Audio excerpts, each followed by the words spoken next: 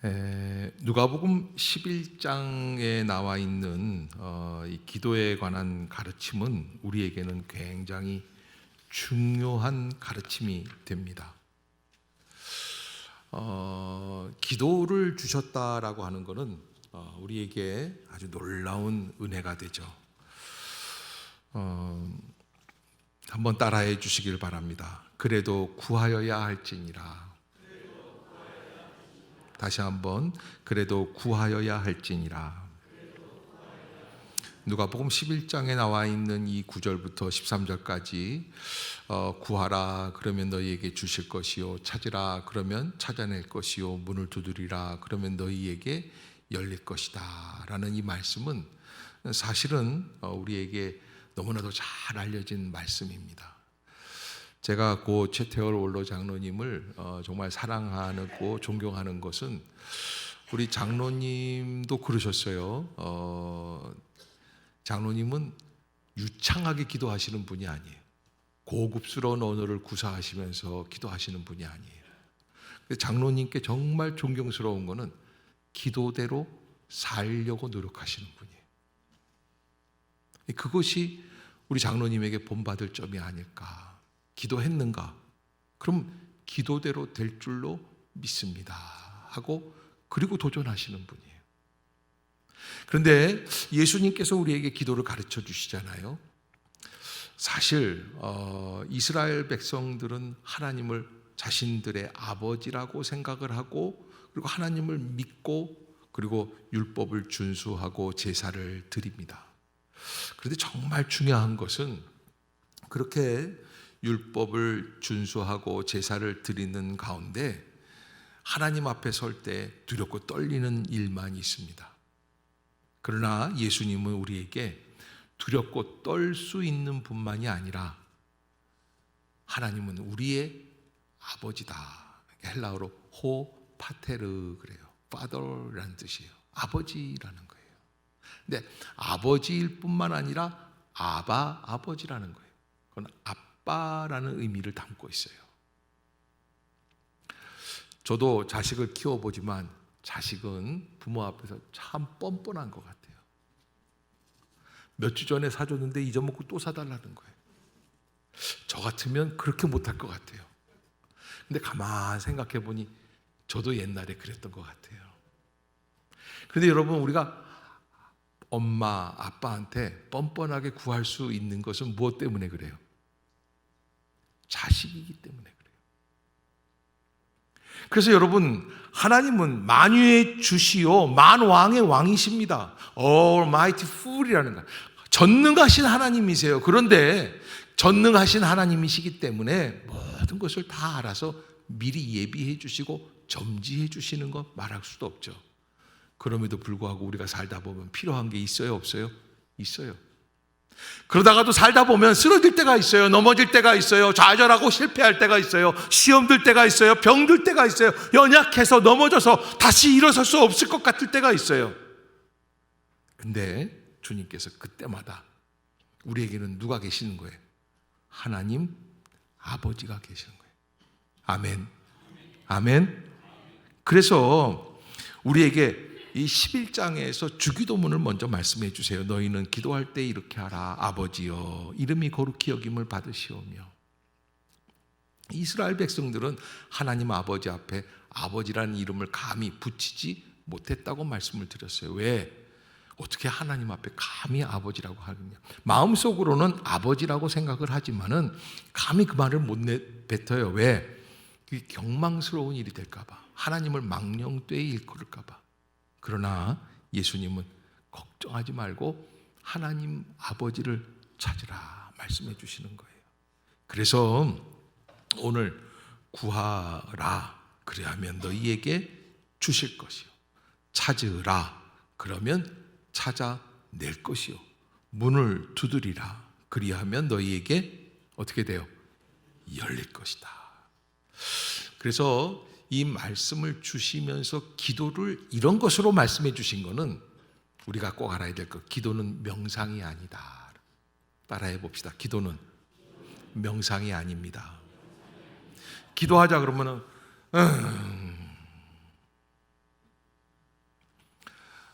할아버지들이 목욕탕에 가면은 중얼중얼 뭐라고 자꾸 얘기를 합니다. 그래서 어느 할아버지가 예전에는 우리 목욕탕에 이렇게 가면 할아버지들이 이렇게 앉아 계시지 않습니까? 뜨거운 물에 들어가가지고 그래서 뭐라고 그러시나 그랬더니 다른 게 아니에요. 하나 둘 셋 넷 다섯 여섯 일곱 여덟 아홉 그 세는 거예요. 하나 둘 셋 넷 다섯 또 하나 둘 셋 넷 다섯. 그래서 한 100까지 세시고 나가시더라고요. 왜 세는가 했더니 100번 셀 때까지 그 물속에 계시는 거예요. 몸을 이제 푹 풀려고 그러시는 거죠. 우리는 명상, 묵상, 그러면 마음을 정돈하고 이렇게 정신을 차분하게 가라앉히는 것, 이런 것들이 기도가 아닐까 생각이 되지만 메디테이션이라고 그러죠, 명상은. 그런데 기도는 그게 아닙니다. 기도는 살아 역사에서 움직이는 거예요. 기도했는가? 그러면 그대로 될 줄로 믿습니다 하는 은혜가 있어야지 돼요. 여러분, 모세가 이스라엘 백성들을 이끌고 홍해 앞에 섰습니다. 홍해가 바다예요. 이스라엘 백성들을 데리고 바다를 건널 수가 없어요. 하나님께 기도합니다. 그때 하나님이 뭐라고 그러시냐면 홍해를 내리쳐라 그러시는 거예요. 이거 어떻게 내리쳐요? 내리치면 어떻게 해야 돼요? 갈라져야지 돼요. 그런데 모세가 감히 못 내리쳐요. 내려오는 이야기에 의하면 그날 모세가요 딱 하고서 내리쳤는데 아무런 변화가 없어요. 그러니까 모세가 너무 조바심이 나는 거예요. 사람들이 10명이 아니에요, 100명이 아니에요, 60만 명이 모세를 보고 있어요. 저 모세가 어떤 믿음의 지도자인가. 막대기를 쳤는데 아무런 변화가 없어요.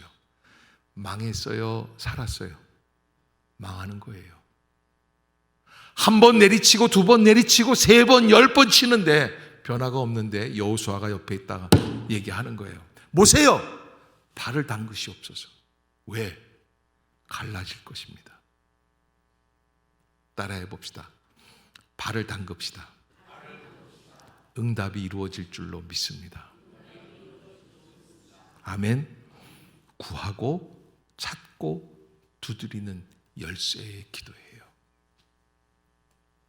기도는 하나님 앞에 드리는 엎드려서 나아가는 영적인 낮은 포복이라고 이야기를 해요. 기도는 세상적인 욕심을 발전시키는 게 아니라 세상적인 욕심의 불을 꺼버리는 소방서라는 거예요. 기도가 없을 때 마음은 세상 것으로 무거워지고, 기도가 있을 때 마음은 성령과 하늘의 것으로 충만하게 되고, 세상에서 가장 줄을 잘 서는 방법이 기도이며 세상의 성공에 후유증이 따르지만 기도에는 후유증이 전혀 없다고 합니다. 세상의 모든 후원에는 조건이 달려 있지만 하나님의 후원에는 기도의 조건만이 있다고 합니다. 기도가 없으면 사람만 일하는 거예요. 근데 기도가 있으면 하나님이 역사하시기 시작하신다. 아멘. 기도가 없는 곳은 사탄이 잔치를 벌인대요. 그러나 기도하기 시작하면 사탄은 초상을 치르게 된다는 거예요. 하나님은 기도에 응답하시고 기도하는 사람은 삶으로 하나님께 응답한다. 그래서 기도의 힘은 크고도 위대하다. 아멘. 누군가 나를 위해 기도하고 있다는 것, 바로 우리의 생애의 가장 큰 축복인 줄로 믿습니다. 하나님이 도우시고 하나님이 함께 하시면 우리는 승리하게 됩니다. 기쁘게 됩니다. 행복할 수밖에 없다고 하는 것이죠. 기도는 그래서 문제 해결의 열쇠. 따라해 봅시다. 기도는 문제 해결의 열쇠, 인생 성공의 비결, 행복을 찾아가는 지름길. 한번 외워보세요. 첫째, 대단하십니다. 1초 전에 얘기했는데 따라해 봅시다. 문제 해결의 열쇠, 인생 성공의 비결, 행복을 찾아가는 지름길. 자, 두 사람씩 짝을 져서 한번 봅시다. 이따 오후 예배 때 테스트 하겠습니다. 그래서 기도라는 것은 무엇이냐? 우리가 하나님 앞에서 문제 해결의 열쇠. 문제 해결의 열쇠. 열쇠가 없으면 요즘은 자동차들도 문이 안 열려요. 열쇠로 여는 게 아니에요. 열쇠가 포켓에 있어야 이놈이 있는 걸 감지하고. 자동차가 요즘 눈치가 빠르다니까요. 귀신처럼 알아요. 내가 열쇠가 있는지 없는지 가끔 착각합니다. 열쇠 없이 가서 열려고 하면 안 열려요. 근데 열쇠가 탁 하니 여기 주머니에 있으면 착착 열리게끔 되어 있습니다. 기도가 바로 그런 열쇠인 줄로 믿습니다. 찰스 스펄전 목사님은 이런 말을 했습니다. 10년을 염려하는 것보다 차라리 10분간 기도하는 편이 좋다. 여러분, 기도 안 하고 염려하기 시작하면 마음이 분주합니다. 절망합니다. 좌절합니다. 어두운 생각밖에 안 듭니다. 그러나 기도하기 시작하면 차라리 10분이라도 엎드려 기도하면 모든 염려가 멈추고 하나님의 역사가 시작이 되는 줄로 믿습니다. 어떤 믿음의 용사는 이런 이야기를 했습니다. 10,000,000명의 군사보다 하나님 앞에서 기도하는 단 한 사람이 더 위대하다. 아멘. 따라해 봅시다. 10,000,000명의 군사보다 하나님 앞에서 기도하는 단 한 사람이 더 위대하다. 옆에 사람 바라보고 그 사람이 당신입니다. 네, 다시 한번 당신이나 기도 많이 하세요. 자기가 먼저 기도해야지. 그렇죠? 예. 바튼 벌처라는 분은 이런 이야기를 했어요. 고통과 슬픔으로 엎드려 있느냐? 기도할 것밖에 없다. 핍박을 받고 욕을 먹고 미움을 받느냐? 기도할 것밖에 없다. 죽음이 너희 집안에 찾아왔느냐? 기도할 것밖에 없다. 기도의 사람 바운수 목사님은 교회는 조직과 방법이 필요한 것이 아니라 성령께서 쓰시는 사람, 진정으로 기도하는 사람, 기도에 응답받는 사람을 필요로 한다고. 아멘. 교회에 어떤 사람 필요해요? 기도하는 사람 한 사람. 교회의 가장 중요한 요소, 그는 기도하는 사람이라는 거예요. 가끔 겨울이 되면 북쪽에서 독수리 떼들이 강원도 철원과 경기도 파주 벌판에 내려와 앉아 있습니다. 그래서 자유로를 운전을 하고 쭉 가다 보면은 시커먼 집채만한 독수리를 보게 됩니다. 그런데 앉아 있을 때 날개가 얼마나 큰지 몰라요. 새 몸뚱아리는 보이지도 않아요. 어마어마하게 커요. 그래서 제가 그 생각이 들었어요. 독수리야, 날개 띄어버려라. 무거워서 어디 다니겠느냐. 독수리가 근데 그렇게 얘기하더라고요. 목사님, 모르시는 말씀 하지 마세요. 그래서 내가 뭘 모르는데 그랬더니 이게 있어야 날라요. 아멘. 여러분, 사실 새가 육지에 있을 때, 땅에 있을 때는 이 날개가 얼마나 무거운지 몰라요. 그런데 이 날개가 없으면 하늘을 날 수가 없어요. 날개를 펼치고 창공을 향해 날개짓을 하기 시작하면 그냥 하늘을 향해 날아오를 수 있는 그런 용사가 되는 줄로 믿습니다. 배 돛도 마찬가지입니다. 아무리 무거운 돛이라도 그 돛을 버려버리면 배는 더 이상 항해할 수가 없습니다. 배가 움직일 수 있는 것은 돛이 바람을 품고 달리기 때문에 그래요. 비행기도 날개가 있어야 하늘을 날아갈 수 있습니다. 예수님께서 우리에게 기도를 알려주시는 이유가 어디에 있을까요? 바로 기도라는 방법을 통하여 우리가 하나님의 능력을 힘입어 하늘을 날아오를 수 있는 믿음의 용사들이 되게 하시기 위함인 줄로 믿습니다. 예수님께서 십자가에 달려 운명하시는 순간 성소의 휘장이 위에서부터 아래로 찢어집니다. 마태복음 27장 50절에 이렇게 말씀을 하고 있는데, 예수께서 다시 크게 소리 지르시고 영원히 떠나시다. 이에 성소 휘장이 위로부터 아래까지 찢어져 둘이 되었다. 여러분, 이 성소 휘장이라는 건 커튼을 이야기하는데, 성전 안으로 들어가면 지성소라고 하는 대제사장만 들어갈 수 있는 하나님의 말씀의 법궤가 있는 자리가 있어요. 우리가 지금 다 지성소 안에 들어와 있는 거예요. 근데 여러분들은 별로 그거에 감동이 없어요. 옛날 같으면 저 밖으로 나가서 저 밖에서 제사를 제사장이 드리는 동안에 내 탓이요, 내 탓이요 하고 내 죄를 회개해야지 돼요.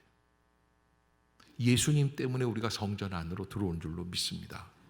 그런데 또 한 가지, 그 성소와 지성소의 커튼이 찢어짐. 커튼이라고 하니까 얇은 천조각인 줄로 알죠. 이 커튼이 얼마짜리냐면 두께가 1m가 넘어요. 이제 좀 감이 잡히세요? 그런데 그게 수백 년 동안 멀쩡했어요. 어느 날 예수님이 십자가에서 숨을 거두시는데 그게 위에서부터 아래로 쫙 갈라지는 거예요. 그건 무슨 의미냐? 하나님 앞으로 나아가는 길을, 기도로 나아갈 수 있는 길을 주님이 열어주신 줄로 믿습니다. 그러니까 예수님을 믿는 사람은 기도하는 사람이 되어야지 돼요. 그래서 하나님께서 주시는 그 은혜를 감당할 수 있어야지 돼요. 이사야 선지자는 49장 15절에서 여인이었지 그 젖먹이는 자식을 잊겠으며 자기 태에서 난 아들을 긍휼히 여기지 않겠느냐. 그들은 혹시 잊을지라도 나는 너를 잊지 아니할 것이라 그랬어요. 나는 너를 잊지 않을 것이다. 옆에 사람한테 그렇게 얘기합시다. 주님은 당신을 잊지 아니하십니다. 구약에 보면 스바냐서라고 하는 스바냐 선지자가 쓴 글이 있는데 3장 17절에 하나님께서 이런 말씀을 하세요. 너의 하나님 여호와가 너의 가운데 계시니 그는 구원을 베푸실 전능자시라. 저가 너로 인하여 기쁨을 이기지 못하시며 너를 잠잠히 사랑하시며 너로 인하여 즐거이 부르며 기뻐하시리라. 아멘. 하나님께서는 우리를 기뻐하시고 사랑해 주시고 즐거워하신다. 그러기에 우리가 하나님 앞에서 그 기쁨을 힘입어 주님 앞에 나아가 기도해야 할 것이다. 왜? 주님은 나를 어떻게 사랑하신다? 기뻐하며 사랑하시는 것이다. 아멘. 그러니까 하나님 나를 버리지 않으세요. 언제든지 떳떳하게 주님께 말씀드리는 거예요. 바울은 로마서 8장 15절에 너희는 다시 무서워하는 종의 영을 받지 아니하였고 양자의 영을 받았으므로 아바 아버지라 부르짖느니라 그랬어요. 그러니까 우리가 기도할 때 나는 하나님의 자녀입니다. 주님 아빠이십니다. 나를 온전케 하여 주시옵소서. 심지어 이사야서 65장 이사야 선지자는 이렇게 얘기를 합니다. 그들이 부르기 전에 내가 응답하겠고 그들이 부르기 전에 내가 응답하겠고 그들이 말을 마치기 전에 내가 들을 것이다. 무슨 어려운 일이 있고 힘든 일이 있어도 저는 집에 들어갈 때 집사람한테 티를 안 냅니다. 제가 속 깊은 남편입니다.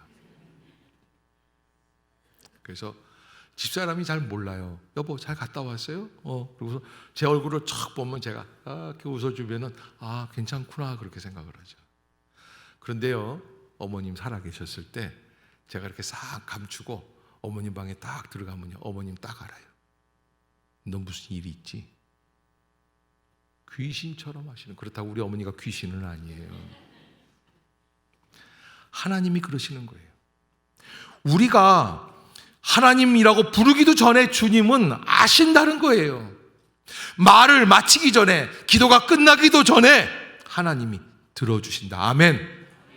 여러분, 그 응답의 확신을 가지고 나아가는. 그래서 옛날부터 기도원마다 그런 내려오는 전설 아닌 전설 같은 이야기가 있는데 어느 노처녀가 결혼하려고 기도원 가서 막 기도를 하는 거예요. 근데 그냥 나이가 차도 안 되니까 주여 주여 어떻게 하면 좋아요? 산기도 가자. 그래서 산기도 가서 산기도 하는데 주여 주여 시집 보내주세요. 그런데 웬 남자가 와서 옆에서 깨우더래요. 그래서 왜 그러세요? 그러니까 저도 지금 노총각입니다. 기도하러 왔습니다. 둘이서 그래서 얼레리 꼴레리 했다는 거예요. 여러분, 기도가 끝나기도 전에 주님이 아신다. 아멘. 기도라는 방법을 통하여 역사하시는 하나님을 바라보시기를 주의 이름으로 축복합니다. 기도라는 방법. 에스겔 선지자가 바벨론의 포로로 잡혀가서 포로 생활 속에서 하나님의 음성을 증거하고 있습니다. 그런데 이사야 선지자도 이미 100여 년 전에 하나님께서 이스라엘 백성을 바벨론 포로에서 다시 돌리시겠다고 약속해 주셨어요. 또 예레미야 선지자도 하나님은 이스라엘 백성들을 다시 돌이키실 것이라고 약속해 주었어요. 그러니까 돌아가야지 돼요. 그러나 돌아가려고 했는데 70년이 지나도록 아무 소식이 없는 거예요. 하나님께 기도합니다. 어떻게 해야 우리가 돌아갈 수 있습니까? 라고 하는 거예요. 어떻게 해야 돌아갈 수 있습니까? 그때 하나님께서 에스겔 선지자를 통해서 이렇게 말씀을 하십니다. 그들은 하나님의 특별히 선택하여 부르신 선민이지만, 거룩한 백성이지만, 그럼에도 불구하고 하나님께 기도해야 할 것이니라. 따라해 봅시다. 내가 이렇게 하는 것은 너희를 위함이 아니다. 그러니까 여러분, 내가 잘나서 응답해 주시는 게 아니에요. 뭐예요? 하나님이 약속해 주셨기 때문에 하는 거예요. 그래서 우리가 해야 할 게 뭡니까? 주님, 우리를 돌려보내 주시옵소서 기도해야 한다는 거예요. 따라해 봅시다. 내게 구하여야 할지니라. 내게 구하여야 할지니라. 여러분, 에스겔 선지자가 기도하는 중에 한 가지 깨달았어요. 다시 포로 시절을 끝내고 해방의 길을 열 수 있는 열쇠가 뭐예요? 기도라는 거예요. 그래서 하나님께 기도하라는 거예요. 그래서 에스겔 선지자는 그 말을 할 때 36장 37절에 이런 말을 해요. 그래도 이 백성이 기도해야 할 것이니라. 그래도 구하여야 한다는 말씀을 해 주시는 거예요. 하나님이 말씀하시면 이루어지십니다. 성취하십니다. 예레미야 선지자는 이를 행하는 여호와, 그것을 지어 성취하는 나 여호와, 그 이름을 여호와라는 자가 이같이 이르노라. 너는 내게 부르짖으라. 내가 내게 응답하겠고 내가 알지 못하는 크고 비밀한 일을 내게 보이리라 약속해 주십니다. 그러기에 사랑하는 성도 여러분, 이 가을 이제 이 축복의 계절이 되기 위하여 우리가 하나님 앞에서 기도할 수 있는, 기도를 시작할 수 있는 성도들이 되시기를 주의 이름으로 축복합니다. 끝으로 모든 상황 속에서 기도합시다. 따라해 봅시다. 모든 상황 속에서 기도합시다. 여러분, 기도하기 적절한 때를 기다리면 올까요, 안 올까요? 제가요, 일찍이 깨달았어요. 초등학교 3학년 때 우리 여름방학이 끝나면, 그때는요 여름방학이 2달이었어요. 얼마나 긴지 몰라요. 그런데 일기를 쓰는 숙제를 내주세요, 선생님이. 그래도 다행인 것은 초등학교 2학년 때까지 그림 일기를 썼어요. 여러분, 그림 일기 60장 써보세요. 미칩니다. 엄마가 얼마나 꾸지람을 하는지 몰라요. 그냥 그 그림을 그려. 그래, 초등학교 3학년이 되니까 그냥 일기를 쓰라요, 글씨만. 그래서 제가 고민을 했는데, 아무래도 일기를 쓰고 싶을 때 써야지, 쓰기 싫을 때 쓰면 일기가 안 될 것 같아요. 기다렸는데 여름방학 2달 동안 쓰고 싶은 때가 왔던가요? 아니요, 안 와요. 나중에 그래서 이틀 남겨놓고 쓰는데 아주 죽는 줄 알았어요. 60장을 어떻게 쓰느냐, 제가 초등학교 3학년 때 일찍이 머리가 깼습니다. 그래서 이렇게 하는 거예요. 이모네 집 갈 날이 보름 남았다. 그 다음 날은 14일 남았다. 그리고서는 보름을 가는 거예요. 그리고 그 다음에는 어떻게 하는 거예요? 갔다 와서 하루 지났다. 그렇게 해서 한 달치를 쓰는 거예요. 대단하더라고요. 그거 가지고 선생님한테 가서 혼 뒤지게 맞았어요. 여러분, 공부도 하고 싶을 때가 있겠지 기다리면 안 옵니다. 기도도 하고 싶을 때가 있겠지 기다리면 안 와요. 어떠한 상황이든지 기도를 시작하십시오. 아멘. 우리의 목적을 위해서 하나님께 구하는 거예요.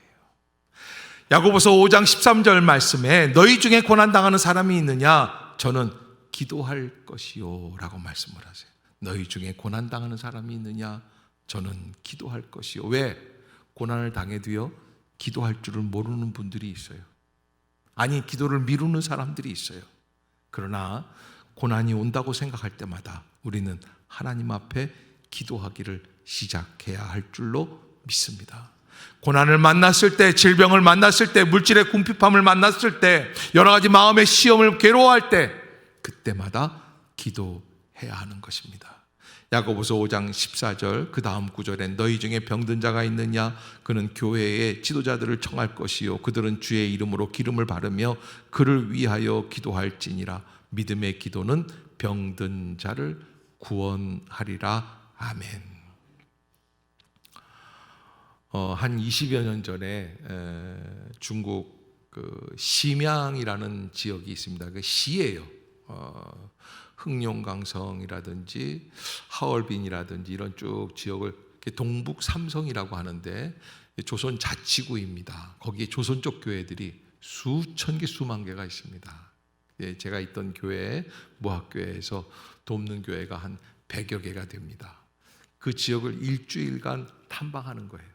그러니까 한 주간 동안에 100개의 교회를 탐방한다는 건 쉽지가 않은 게 이쪽 교회에서 저쪽 교회까지 가는데 서울에서 부산 가는 거리예요.